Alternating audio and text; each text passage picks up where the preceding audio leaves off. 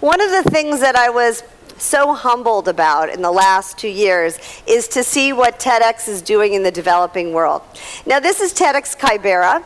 They actually throw a sheet over corrugated metal, and the local village people give a TED Talk. It's fascinating to see how they're utilizing that, and it's amazing to see how the concept is playing itself out in the rural developing the world as well as it is in cities, and that there's an interesting thread that brings it throughout.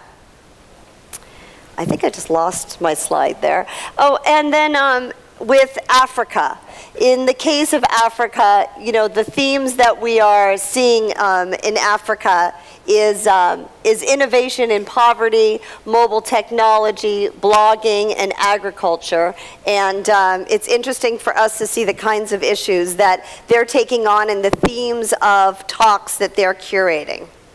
In the Middle East, we're seeing a whole push toward what's happening with political change and human rights and hope, and the kinds of groups and themes that they're coming around is really showing us how the people want to be so close to that as it relates to ideas.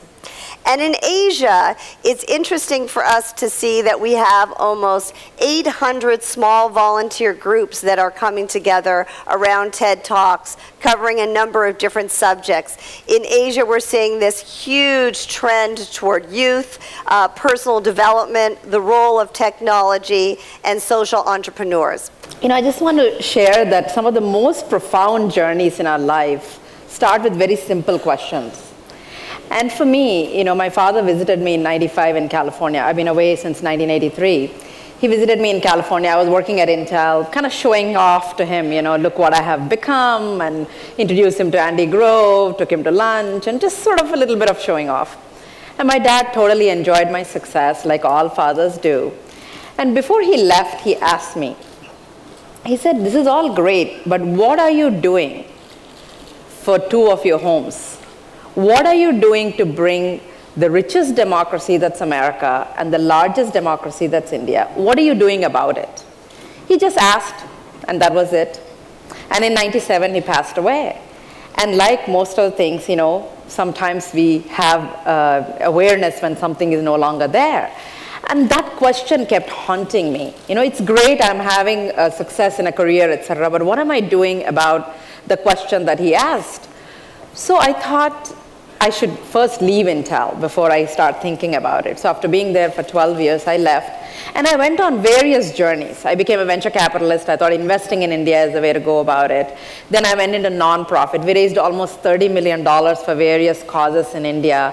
I traveled all across the villages, putting computers in really poor schools, teaching them how to get on the web. I've done various things. And here is what I found. Is, you know, the first point that Rhonda talked about, which is youth. The young people that I met were so full of enthusiasm, so full of ideas. They had no encumbrance of any baggage. And they had all these ideas, but unfortunately not many of us were listening. And I really felt that this demographic dividend that we have will become a demographic disillusionment if we don't do something about it. So I kept thinking, I started my own company with a friend of mine, and we thought, why not bring TED to India? So I went to, because I really thought we need to tell stories. We need to tell stories of the most amazing people that are around and create new role models. Our whole goal is, when I met these youth, I asked them, what do you want to become? It was either Bill Gates or somebody else. It was either movies or money. There's nothing else. There are no role models we are giving them. But they're craving, they're looking for new role models. So they're saying, if I don't become a billionaire by the time I'm 30, am I a failure? You know, so what is my measure of success? So we started talking to them, and I really felt, you know what? We need to create new role models for them. So we brought TED to India because my ulterior motive was, if we create new role models out of here, put them on a global stage and make them really, really successful, I think we have an answer to our youth to say, here are the new generation of role models. One of my most favorite quotes is that life ought not to be measured in the number of breaths we take, but in the number of breathtaking moments we experience. So we want to celebrate people who create those moments for all of us. So we want a new measure of success. We want the Fortune or Forbes or whoever to work with us on creating a new measure of success and celebrating the billionaires of moments you met on this stage.